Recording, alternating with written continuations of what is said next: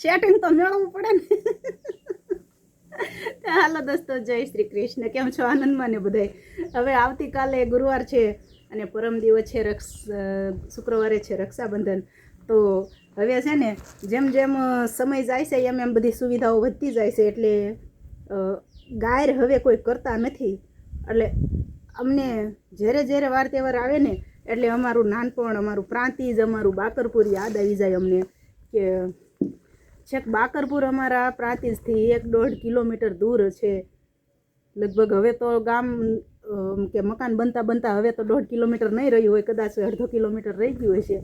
તો અમે બાકરપુરમાં રહેતા પટેલ, એમાં એક નૈનાબેન નામના પટલાણી, અને એ મારા પૂનમ માસી છે ને એમની જેવા જ સેમ ટુ સેમ એમનો ચહેરો આવે એટલે અમે એમને નૈના માસી કહેતા હતા, નૈનાબેન પટેલ. એમના ઘેરેથી છે એ પટેલ કાકા એ નોકરી કરતા હતા અને એ નૈના માસી જે છે ને એ અમારી જેમ 2 ભેંસો રાખતા હતા અને ગીર ગાય રાખતા હતા એ વખતમાં, જ્યારે હું નાની હતી. અને અમારા સાબરકાંઠા સાઈડમાં તો પહેલેથી જ પશુપાલન વધારે છે. પછી જ્યારે હું મેરેજ કરીને અહીં આવીને ત્યારે મેં અમારા ચાવડા સાહેબને વાત કરી હતી.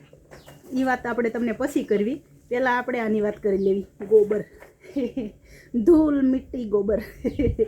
તો આ 3 વસ્તુ મિક્સ કરી દેવી, પાણી અને છાણ અને માટી, આ 3 વસ્તુ મિક્સ કરવીને એટલે આને બની જાય છે ગાયર.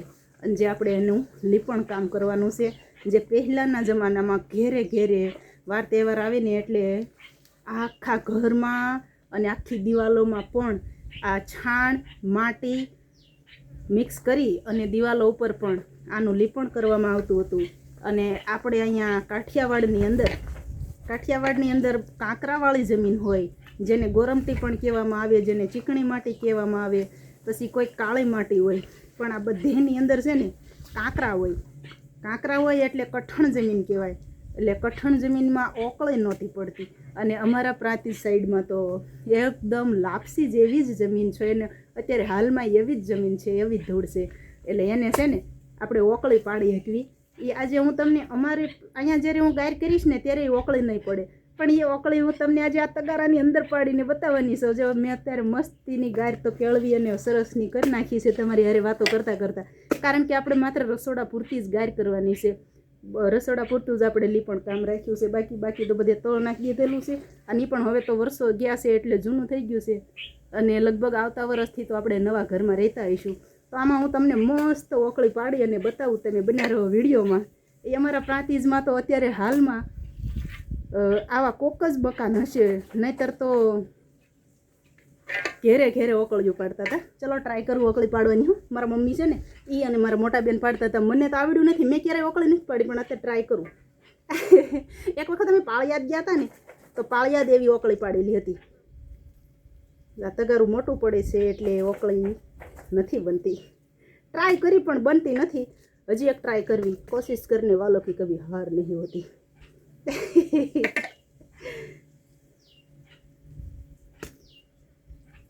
નહીં, આખા તગારામાં માત્ર 3 જ ઓકળી પડે છે. અને આવી ઓકળીઓ છે ને આખા ફળિયામાં પાડવાની હોય. આછી પડી પણ તોય હું તમને થોડીક ઊંડી કરીને બતાવું. પછી એની ઉપર પાણીવાળો હાથ કરી અને પાછું આમ ઉપરથી ધાર હોય ને એને પણ પાછી આમ અવળા હાથે આમ કરવાની હોય. અને આ પડી ગઈ છે, આપણી ઓકળી બનીને તૈયાર થઈ ગઈ છે. તો હાલો હું તમને બતાવું કેવી હોય ઓકળી ડિઝાઇન. અત્યારે તો હવે લાદી ટાઇલ્સવાળા મકાન થઈ ગયા છે, ટાઇલ્સ ને બધું ઘરે ઘરે. એટલે હવે આ ઓકળીને લગભગ માણસો ભૂલી ગયા છે, કારણ કે અત્યારની જનરેશનની તો વાત જ કંઈક અલગ છે. એમણે તો આ જોયું પણ નહીં હોય. તો અત્યારના જે બહેનો હોય, દીકરીઓ હોય ને એને તમે આ વિડીયો ખાસ બતાવજો. આનું નામ છે ઓકળી. ચલો તો તમને બતાવી દેવી. જો આ ઓકળી પડી છે, તમે જોઈ શકો છો.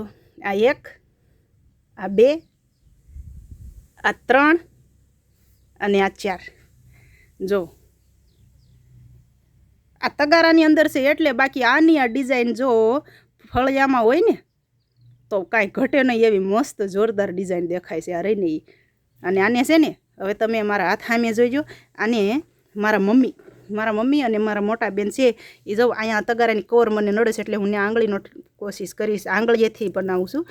અને પછી જો અહીંયા આ મેન છે આનું, આ હથેળી રહી ને જા હથેળી એ અહીંયા સ્પેશિયલી ઘસવાની હોય આમ, પછી આમ બીજી, પછી આમ ત્રીજી.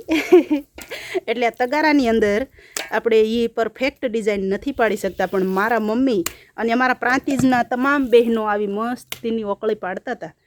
તો હવે હું તમને ફરીથી બતાવું. માણસો કહે છે ને કે સૌનો સાથ સૌનો વિકાસ.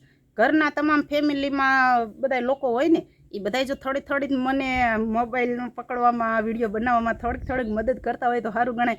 પણ અમે ટાંડા મુંડા 3 સેવી, ચાવડા સાહેબ વાડીમાંથી નવરા ન પડે, સુજલભાઈ ગાયુમાંથી અને મિત્રોમાંથી નવરા ન પડે, અને અમે આ બધું કામ કરવાનું હોય. તમારી હારે કોઈ હોય નહીં, એટલે ફોન પકડવાવાળું કોઈ હોતું નથી. અમારા માટે કેમેરામેન પણ અમે છીએ અને ક્રિએટર પણ અમે જ છીએ.